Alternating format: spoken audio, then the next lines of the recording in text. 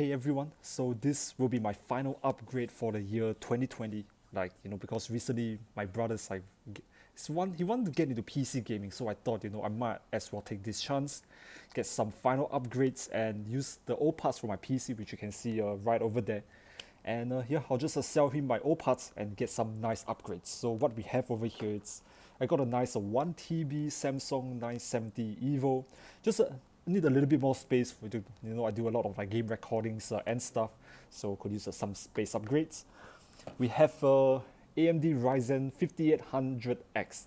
Okay, I know the value proposition of this is kind of controversial. Many people say it's not a too good value, but I think it's a good value because okay, I mean, who am I kidding? It's pretty much the only one available, so I just grabbed this. So pretty solid upgrades.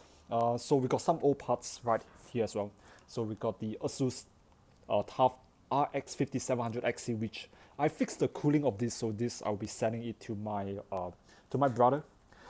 Yep, so gonna slap on my old AMD Ryzen rough prism cooler and pretty nice motherboard, which is the Gigabyte Aorus B550 Elites.